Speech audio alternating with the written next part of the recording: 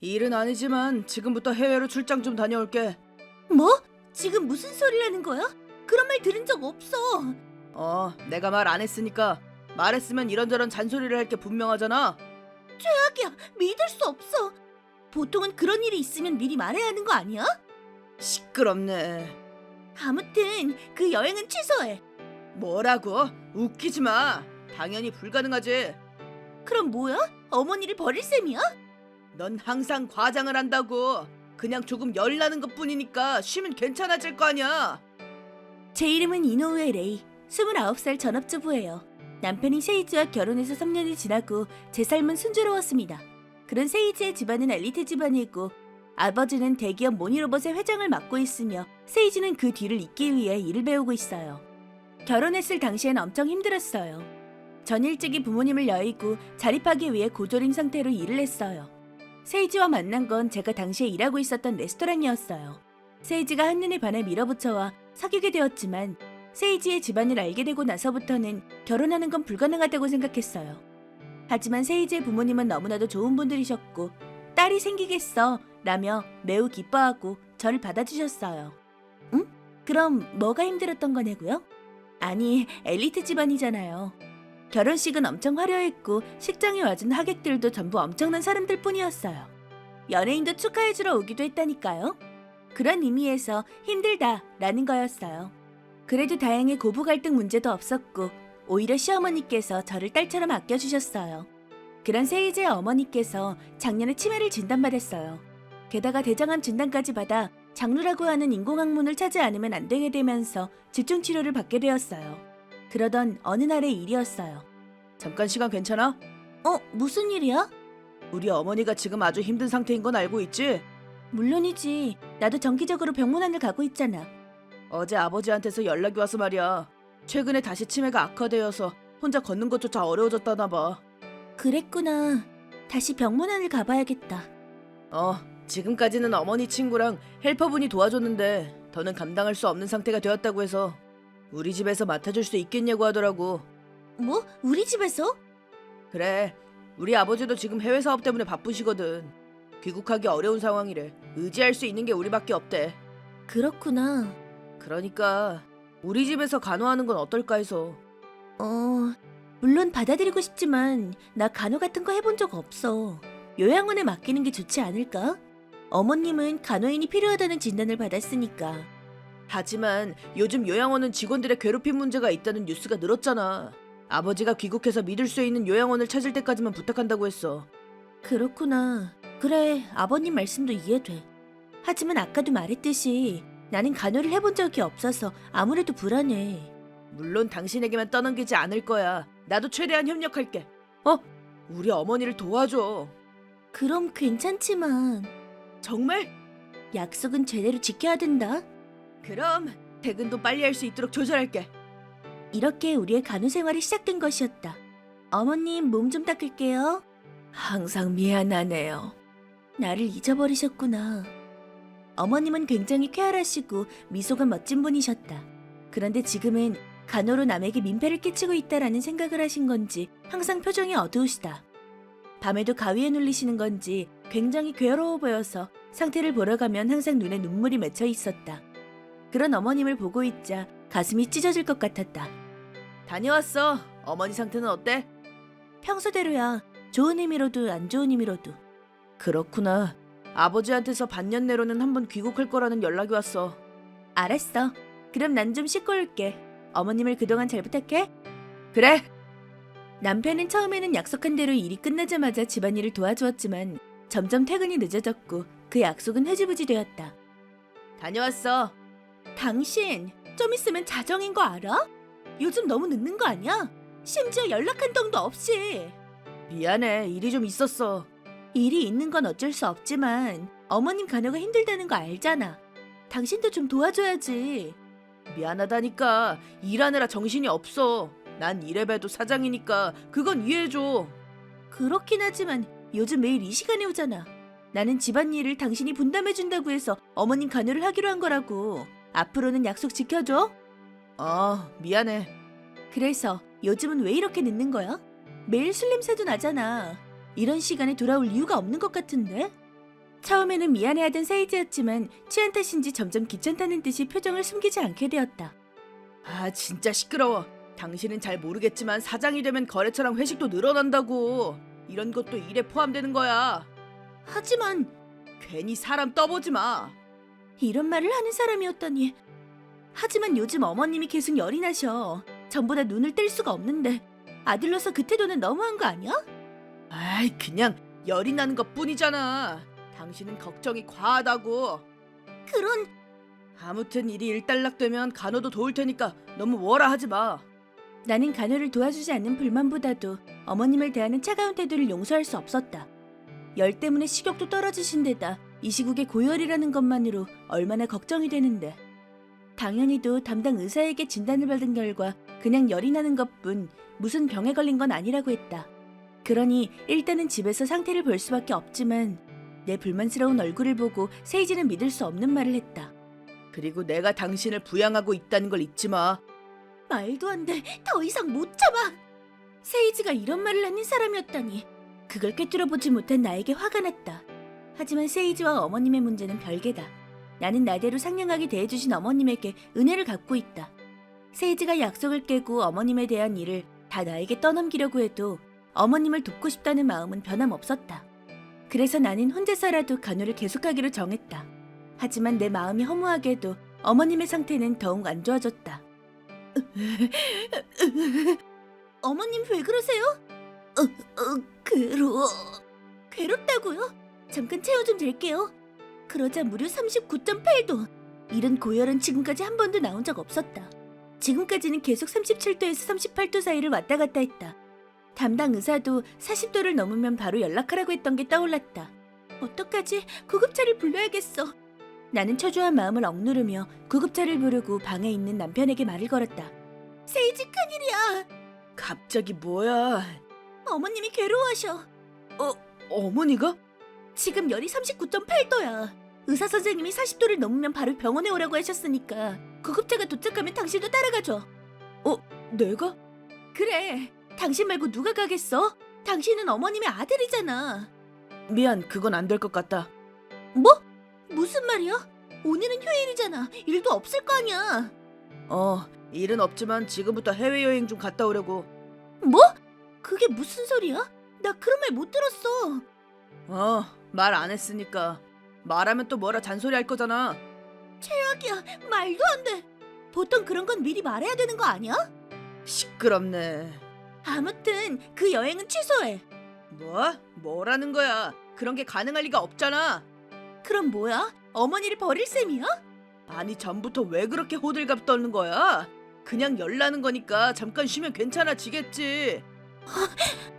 그리고 이참에 확실하게 말하겠는데 왜 일하는 내가 간호까지 해야 하는 거야? 뭐? 당신은 매일 집에서 집안일만 하잖아. 부모님 간호는 전업주부인 당신이 해. 돈을 대주는 건 나니까 내 말을 듣는 게 당연한 거잖아. 알았어? 아무튼 다음 주에 귀국할 거야. 그럼 난 간다. 이렇게 나와 어머니의 앞을 주저하는 기색도 없이 지나가는 남편. 이때 내 안에서 무언가 끊어지는 소리가 났다. 아버님과 어머님을 위해서 사이좋은 부부로 지내고 싶었지만 더 이상 참지 않아도 되겠지. 죄송해요, 어머님. 그리고 바로 나는 아버님에게 전화를 걸었다. 여보세요? 아버님, 저 레이예요. 오랜만입니다. 레이 씨구나. 오랜만이야.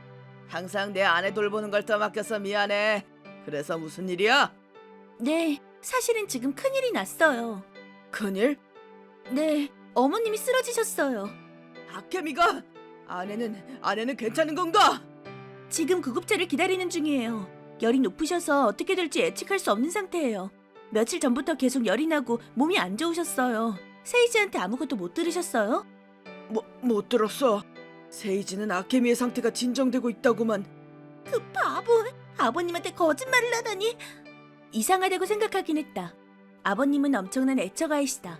어머님의 몸 상태가 좋지 않은데 한 번도 연락을 하지 않으니 아무리 바쁘더라도 말이 안 됐다. 저기 바쁘신 와중에 죄송하지만 지금 바로 돌아와 주실 수 있을까요? 그래, 물론이지. 당장 돌아가마. 아내보다 중요한 건 없어. 알려줘서 고마워, 레이 씨. 감사합니다. 병원 위치도 보내드릴게요. 고맙다.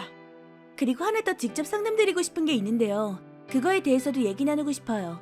물론이지. 일단 도착하면 연락하마. 이렇게 나는 전화를 끊었다.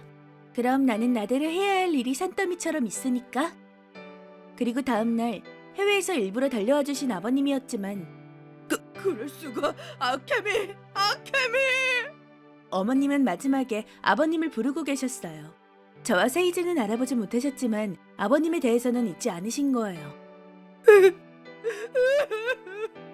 아버님이 도착했을 때 어머님은 이미 세상을 떠나 계셨어요. 아케미, 미안해. 내가 조금 더 곁에 있어줬다면 마지막 인사도 못하다니. 젠장. 아버님, 레이씨, 지금까지 아케미를 떠맡겨서 미안했다. 정말 고맙다. 아니에요. 저는 괜찮아요. 마지막으로 어머님과 지낼 수 있어서 행복했어요. 그런데 세이지는 뭐 하고 있나? 이런 중요한 때. 그 녀석은 아직 오지 않은 건가? 아버님, 그거 말인데요. 사실은 상담하고 싶다는 게 세이지에 관한 거였어요. 대체 뭐길래 그래? 나는 지금까지 세이지의 소행을 숨김없이 모두 말했다. 그리고 일주일 후 아무것도 모르는 남편이 태평하게 집에 돌아왔다. 레이 다녀왔어. 선물도 사왔어. 어서 와라. 아주 즐거웠나 보구나. 아버지, 왜 여기 있는 거야? 인도네시아에 있는 거 아니었어? 지금 중요한 건 그게 아니다.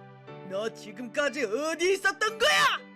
뭐야, 그렇게 살벌한 얼굴로. 됐으니까 대답해. 네가 일주일 동안 휴가를 냈다는 건 알고 있다. 그동안 회사에 출근하지 않았다는 것도 말이야. 배단 거짓말을 하지 않는 게 좋을 거다.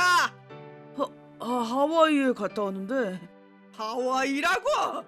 네가 여행을 간 일주일 사이에 무슨 일이 있었는지 모르는 거냐? 어머니 말이지. 열을 내렸어. 아버지도 레이도 그저 열 가지고 걱정이 심하다니까. 아버님, 제 말대로죠? 그래, 정말 미안하네 레이 씨. 에? 뭐야, 대체 뭔데? 네 엄마는 얼마 전에 세상을 떠났다. 뭐, 거짓말이지?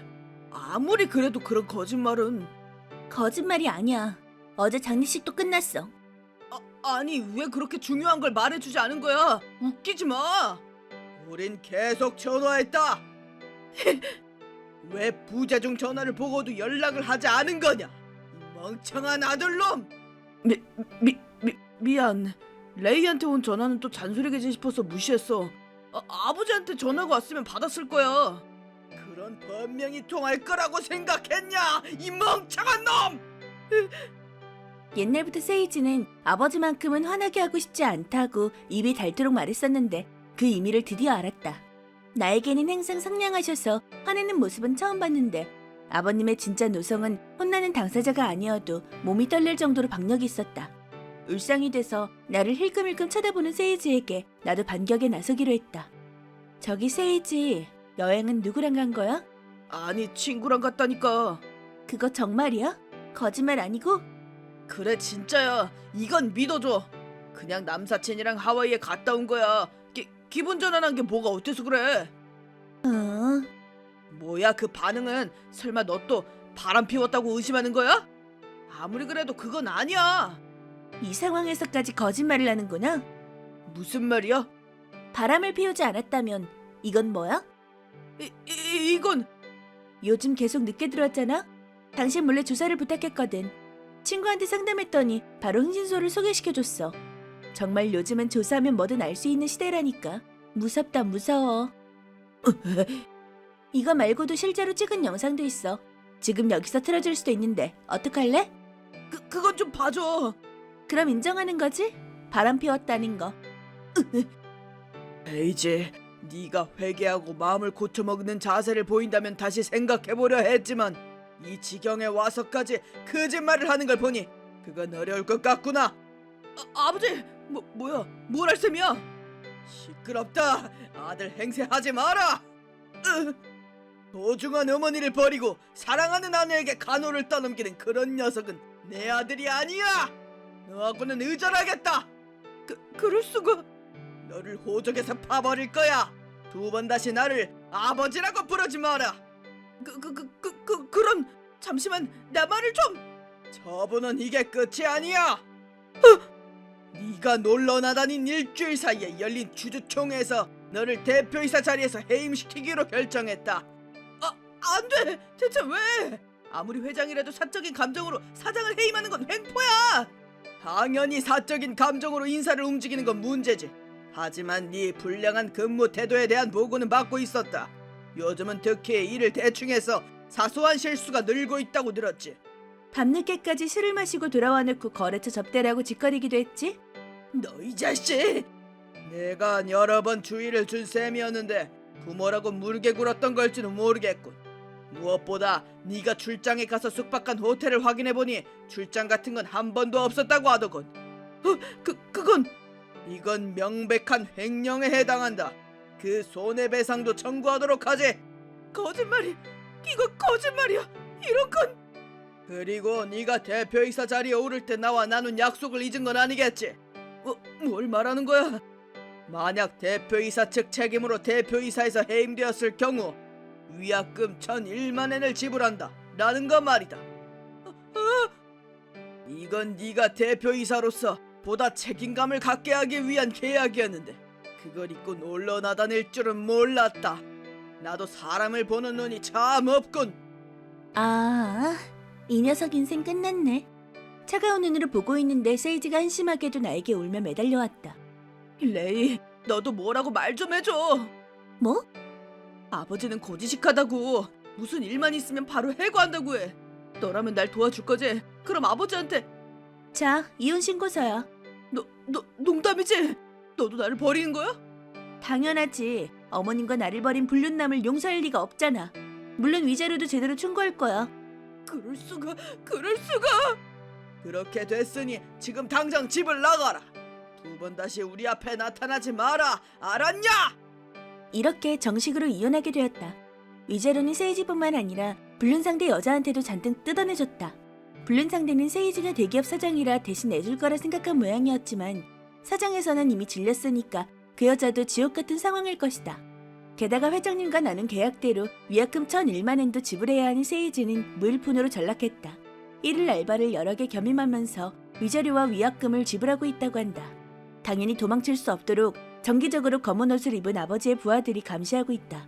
세이지의 소유물 중 어딘가에 GPS를 심어두어 아무리 도망가도 잡을 수 있다고 한다.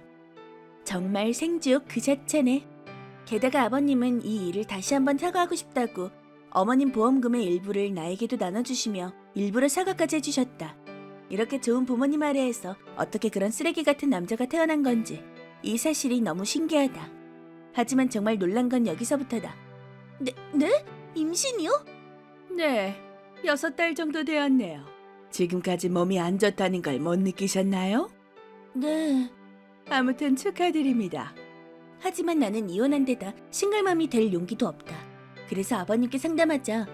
그럼 레이 씨의 뱃속의 아이도 내 양자가 되는 건 어떤가?